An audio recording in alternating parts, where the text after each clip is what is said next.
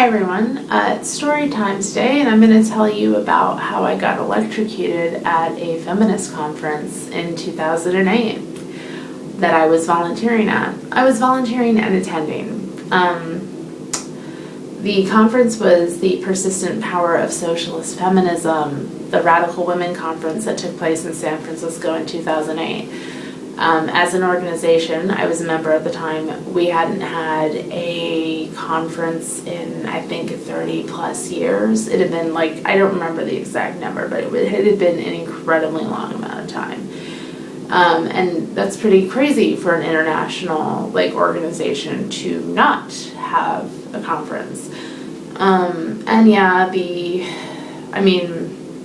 I'm hoping as I talk about this video, it helps inform your own organizing, inform pitfalls to avoid, and just it gives you something to think about, because I'm not really angry about what happened. I mean, if I think about it, I think that was shitty, but I'm not holding on to any anger about it. There were a lot of things that were shitty when I was involved with Radical Women, so this isn't really about that, but I just want to use what I learned, essentially, to help educate anyone watching. So, yeah, I just want to have that disclaimer. I'm not trying to, I'm not angry, if that makes sense. I just think it was shitty that I got electrocuted. And that there wasn't that much concern, and it wasn't taken that seriously, It's just anyway. So, yeah, 2008. I was, 22 at the time, I think? Yeah, I was 22 years old. So I was, the Portland chapter, I should say, let me back up. The Portland chapter had agreed to organize and coordinate the snack bar at the conference, because it was a big conference. A lot of older members couldn't really get around to go, eat to the various local locations. We needed to provide food. And that was one good thing about Radical Women. We had food. We always had food at our events, and I think that's so important to have food. Especially if your event's gonna go for a whole evening, you need to provide people with something to eat, and you need to feed them well. Honestly, so that's important. I thought that was something really good. But anyway, we had this old bun coffee brewer, and the way it was facing, people weren't getting coffee from the urns. I couldn't get them to get fucking coffee from the urns, no matter the signs I put up. Every time I told them, they just continued grabbing it while the coffee was brewing. The coffee situation was a big fucking disaster. And honestly, I wouldn't do something like this again at a conference. I just wouldn't. It was totally inefficient. People could go get their own fucking coffee, in the future. That's one conclusion I took from it, If you need coffee, go fucking get it yourself. It's not something that we should be taking care of. Anyway, so, yeah, the conference itself was an interesting one. It was open to the public. It was open to anyone who wanted to come. So there was, men and women. Obviously, it was a mixed conference there. There were all kinds of interesting workshops and stuff, I don't know. And there were interesting panel discussions and stuff. I unfortunately missed one of the panels I wanted to see most, because I was electrocuted and had to go outside, with a doctor to be examined, who was also a member of Radical Women.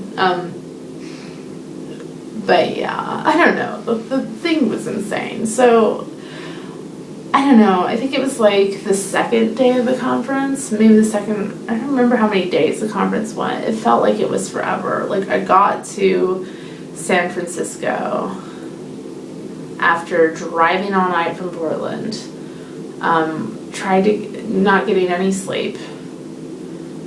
Not me driving, but being a passenger in a car from Portland, not getting any sleep.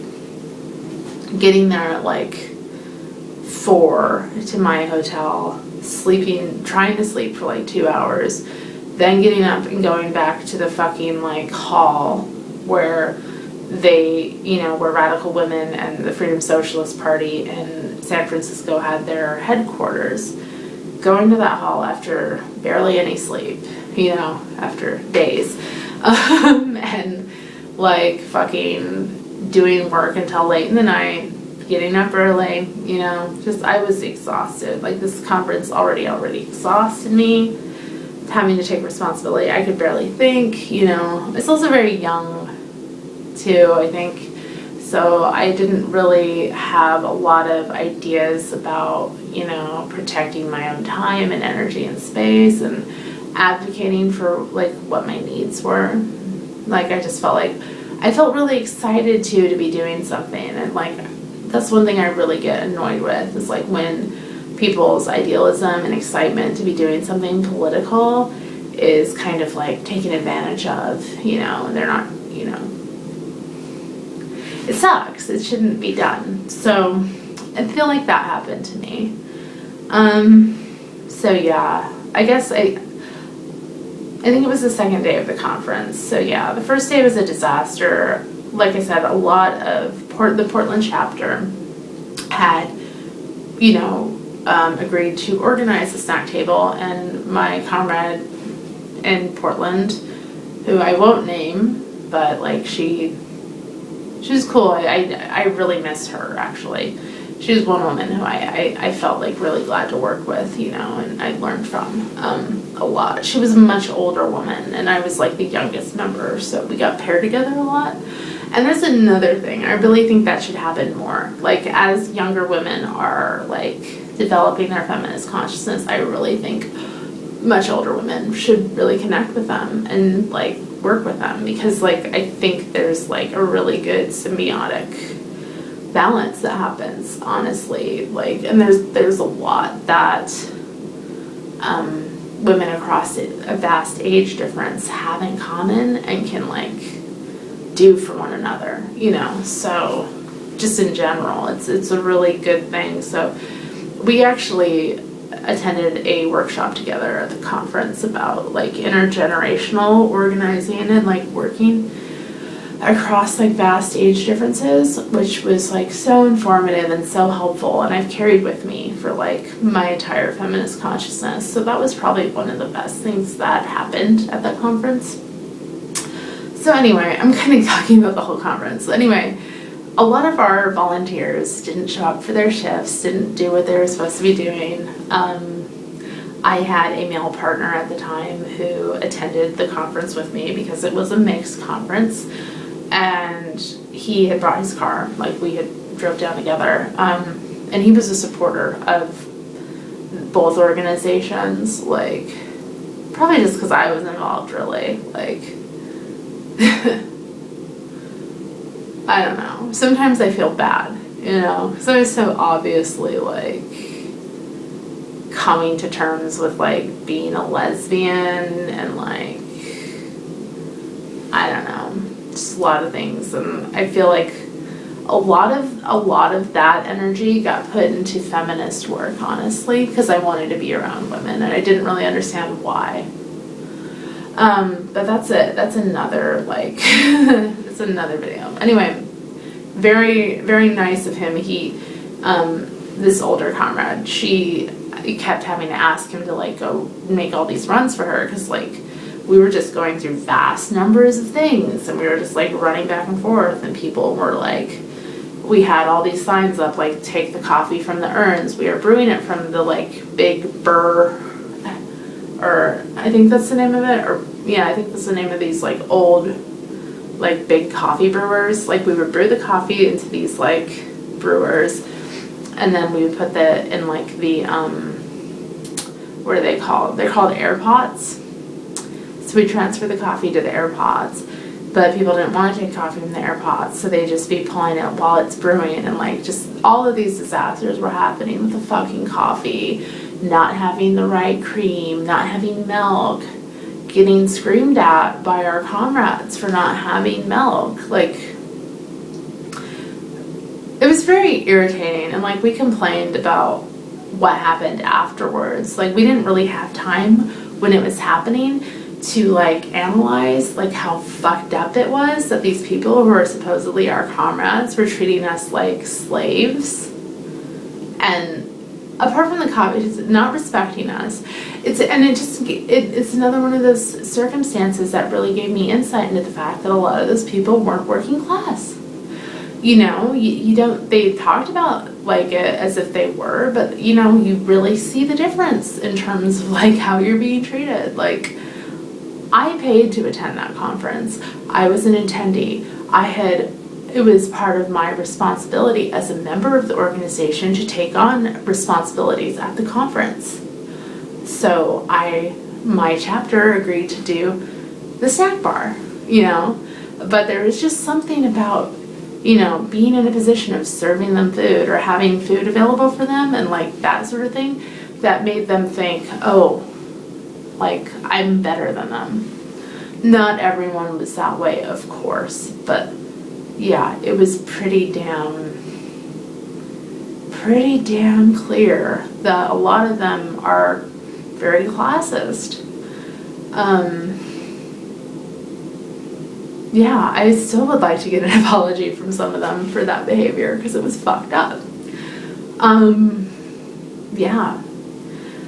So anyway, like, yeah, one woman even fucking was screaming at the organizer of the whole event for us not having like whatever type of special snowflake milk she wanted.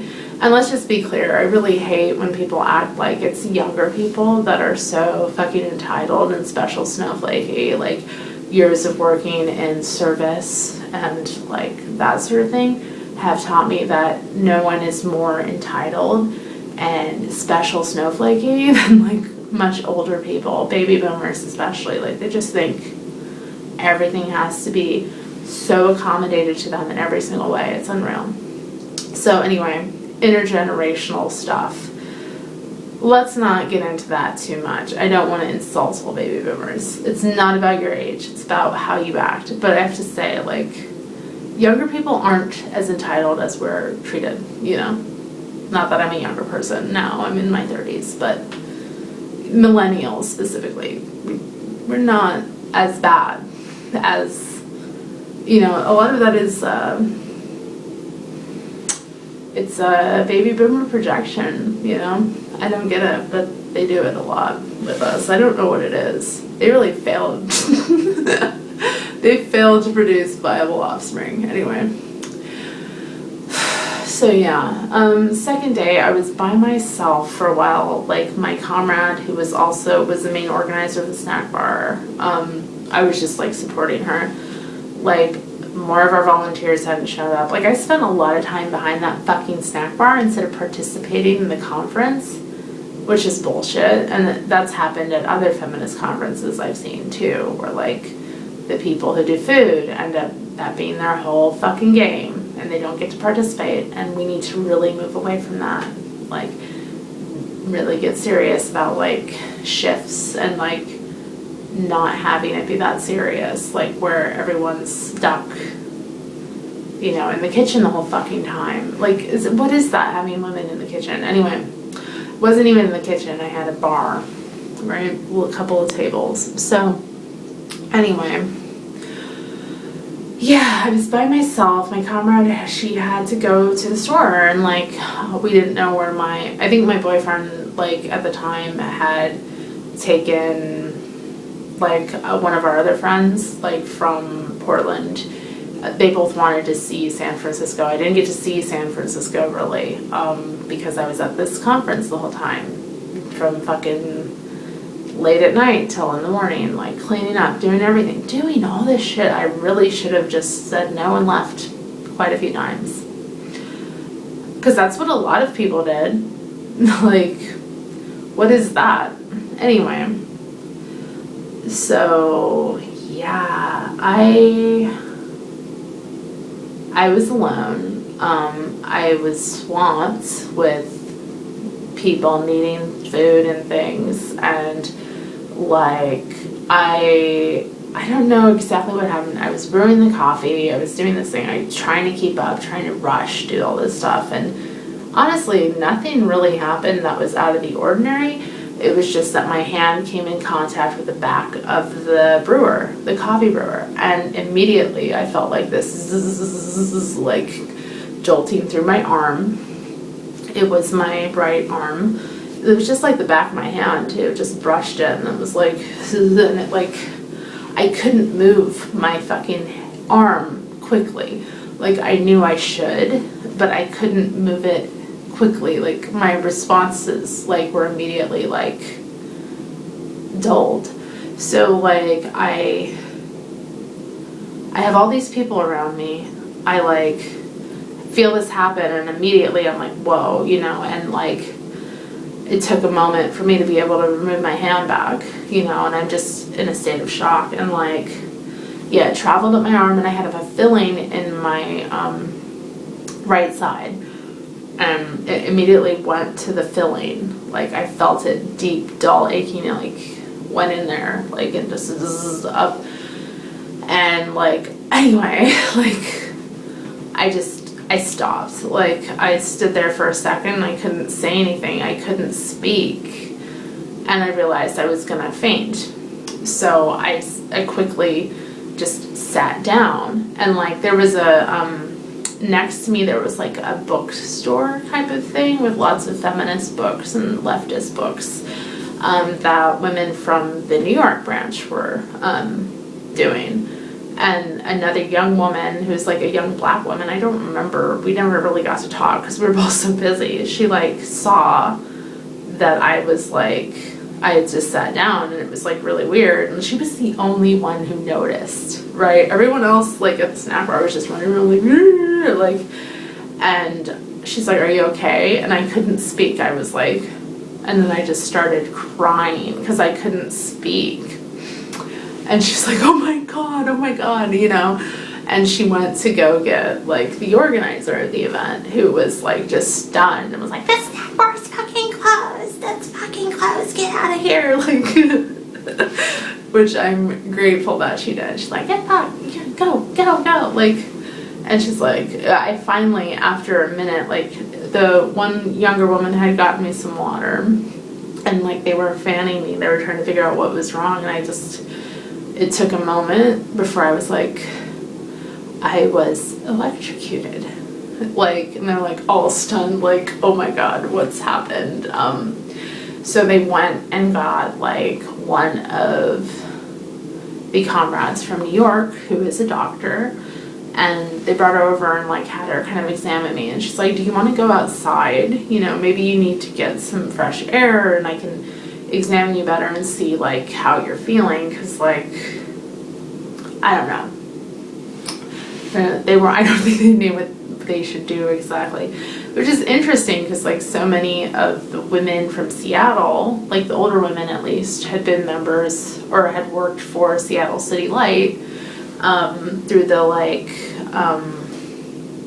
they had this program, like, I think in the 70s, where the founder of Radical Women, she had gotten a job, like, organizing this program. I really need to, I think there was, I want to say there was a book written about it, but I'm not sure if there was, or I think they're working on it, and I definitely will get that book, because I do think that, like, what these women did was really cool. But anyway, the city had started this program to hire females as, like, electricians, so a lot of them were electricians, and it's funny, when I mentioned to one of them later in the day that I'd been electrocuted, she was like, oh, I've been electrocuted a bunch of times, but she also had Alzheimer's, so, like, I think she just thought it was, like, you know, funny, from that angle. She wasn't really getting that I was, like, traumatized, and she's actually passed away now, so, you know,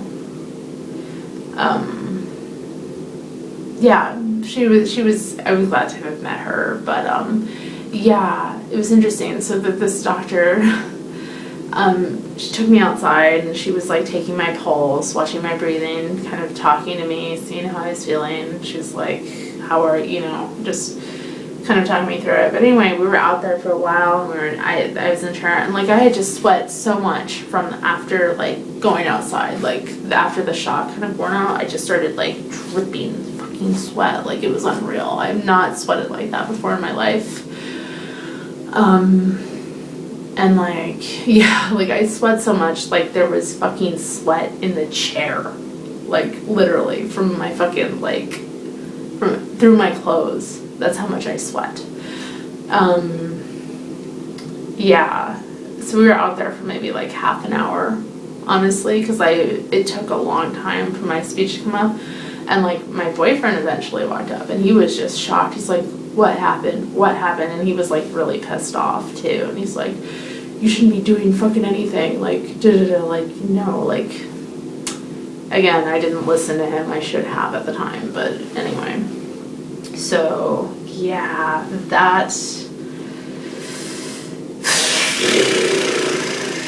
I don't know, like that whole experience was just awful. And I missed like the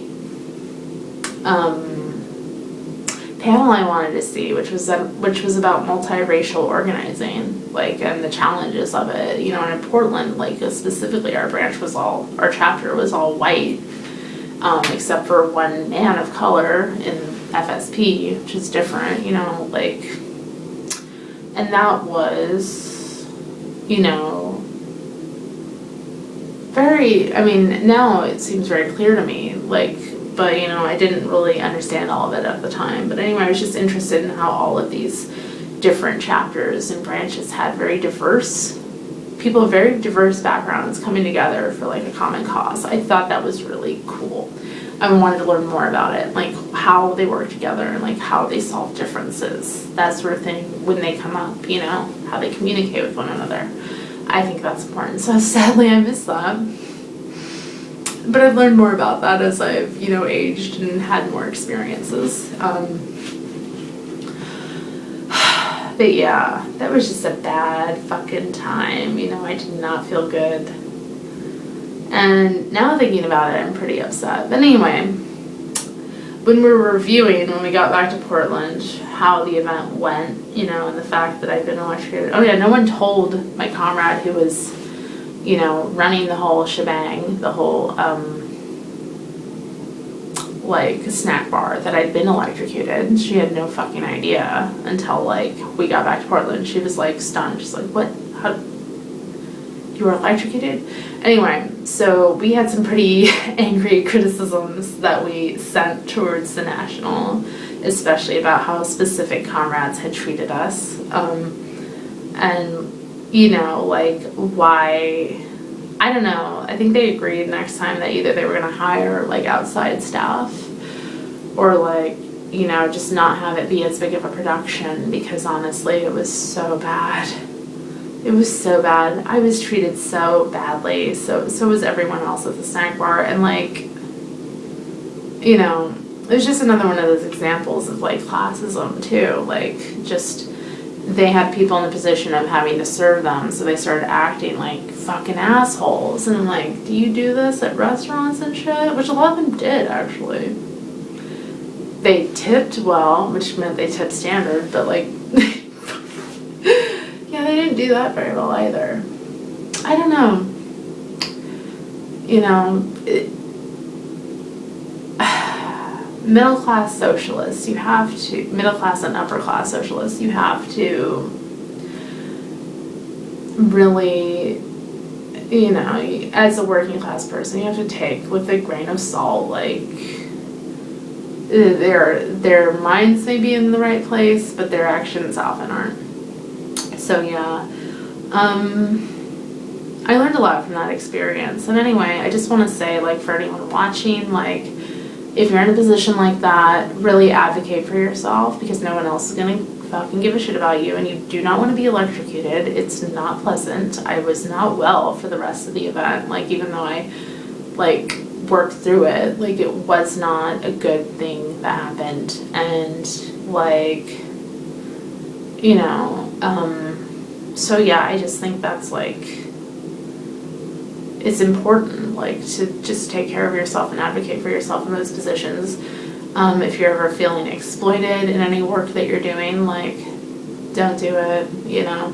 I mean, I've been in other events like that where, like, I was at one event where, like, the kitchen staff, not even staff, volunteers in the fucking kitchen came out and were trying to like watch like a speaker talk, and like someone came by them and was like, I see idle hands. Like the organizer of the event was like, I see idle hands. So like this happens, but like, you know, I also want to say like, be wary of volunteering at conferences and stuff, like too. Like if a conference says they will waive your fees if you volunteer, it's usually best to just not go, and it's better to pay. Honestly, try to find some way to pay for it, or just don't go to the event, because honestly, like, you probably will be working most of the time, and that's not fair. It's not fair, it's not just, and it's not, like, what is the point of attending an event that you can't participate in fully, that you can't engage in? There's none. You're not there to be a servant to the middle classes, so just don't do it. So yeah, I don't know. It was a crazy, crazy experience, but definitely now in retrospect, I can glean a lot from it, and hopefully you've gotten some bits of truth from it too. But the thing is too, I want to just make that clear, I paid to attend that conference. Like, I paid the full fee, you know, like, I was supposed to be an attendant in my own right, and I ended up just being treated like garbage and ending up getting electrocuted. Mainly because people didn't want to fucking get coffee out of the air pot. Like, really? You're an adult. The brewed coffee is in the air pot. Why is there no decaf? Fucking go to the coffee shop. Fuck you. Anyway, that's my response to it now. Ugh. It's fucking San Francisco. There's like coffee shops on every corner. You know, we were in the Mission District too, at the Women's Building. Who knows if it's still called the Women's Building? It's probably been fucking like ransacked for being Turfville, for being dared to be called the Women's fucking Building. It was a beautiful building. The murals were amazing. So anyway, yeah, that was my experience being electrocuted in San Francisco at a feminist conference.